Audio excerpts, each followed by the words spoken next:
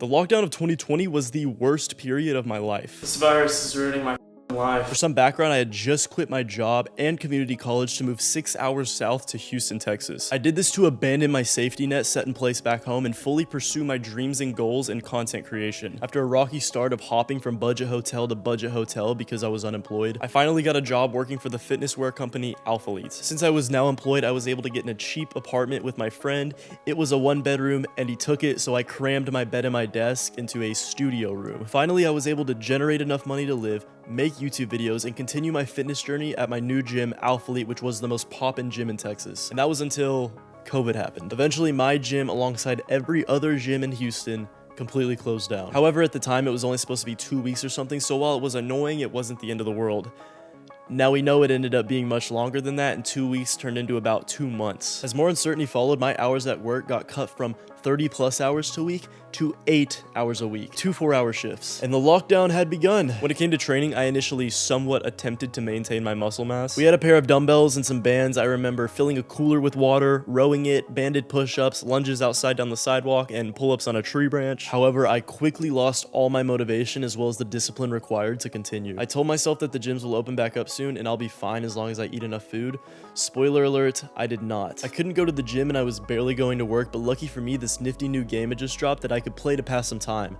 Call of Duty Warzone. Now, previous to that, I haven't gamed for some time because as I transitioned into fitness in high school, I transitioned out of gaming. But hey, I thought there's nothing better to do, so I'll just play this with the boys. And that was like if you went up to a recovering crackhead and handed him a bag of crack. I was quickly pulled back into the world of video games, playing Rust, Warzone, and Counter-Strike all day. This is sad, but I even remember pulling an all-nighter just playing Rust by myself. I completely forwent producing YouTube videos because at the time, all I was making was gym vlogs, and I thought, oh, well, the gyms are closed, so I guess I can't make any videos. And I think the shame and guilt from not doing anything productive eventually got to me subconsciously, because at one point I even made a new channel just to produce a gaming video. Oh man, this is it, boys. Let's go. As I spent my days indulging in this time-wasting, dopamine-trashing activity, it was joined alongside another time-wasting, dopamine-trashing activity.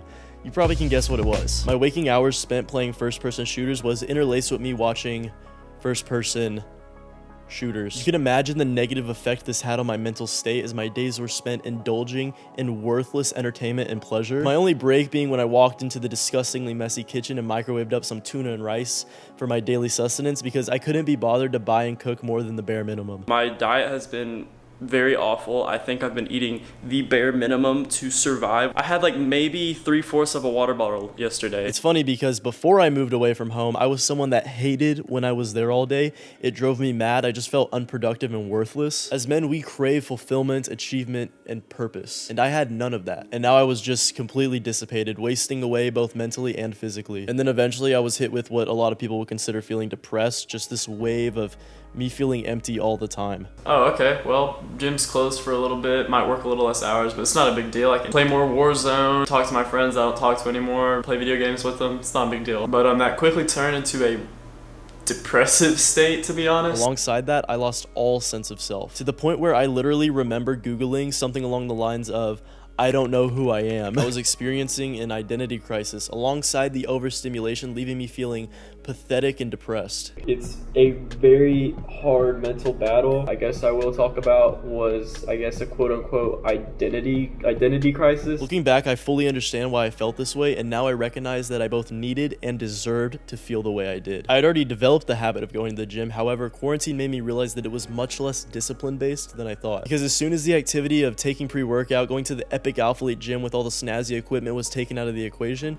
my drive and discipline quickly dwindled into nothing. I told myself I'd be fine, I wasn't gonna lose much mass, whatever, just inhaling straight copium. But by the time the gyms reopened, I had lost around 20 lean pounds. 136-ish. How do you feel? I don't want to talk about it. That's so much progress gone. I trashed my baseline dopamine levels with video games and porn, so even if I did have an idea of something productive to do, I probably would lack the drive to do it. And what gave me the lack of self the most, I completely stopped uploading to my YouTube channel. Because like I said at the time, I thought I could only make gym vlogs, so when the gym shut down, so did the channel. To give up on my goals, even if it was temporary, was destroying me deep down. I had just turned 19, I had no clue who I was or wanted to become, and all I really had to define myself was making videos and fitness. So it's no wonder why I went through such a severe identity crisis. Funny enough, towards the end of lockdown, I actually did try a dopamine detox, which introduced me to the benefits of destimulation and sparked the journey of self-improvement for the coming years. As I reflect on that time, I imagine how different it could have been if I had the knowledge that I have now. I wouldn't have touched video games. I would be reading, meditating, training at least for maintenance, learning how to make content from home, and perhaps even looking into other ways to make money online. However, of course, hindsight is literally 2020. It took some time, but eventually looking back revealed to me how weak of a man I was. And it now serves as a lesson and a reminder on how bad things can get, such as productivity, fitness, and especially mental health. It's hard for me to wish it would have went any other way because I am such a different person now, and I am grateful for everything that has made me who I am. And I can now see that I suffered because I refused to adapt. There's a quote I like from Dolly Parton of all people, and it says, "We cannot direct the wind, but we can adjust the sails." I am now further able to appreciate my self-improvement journey and both the man I am today as well as the man I am striving to become. More disciplined, more goal-focused, more adaptive. Able to resist the siren call of video games, pornography, and overall slothfulness. What's crazy is that there are men that live like how I was to this day, wasting away their lives and potential, unaware or uncaring of the self-development practices that they are neglecting, and setting the pace for a life of unfulfillment and poor mental health. I hope this video can serve as a reminder to avoid becoming such a man. Please comment below any stories or lessons from dark periods in your life as well as your thoughts on mine. And click this video where I reveal all the steps I took to become a better and more masculine man.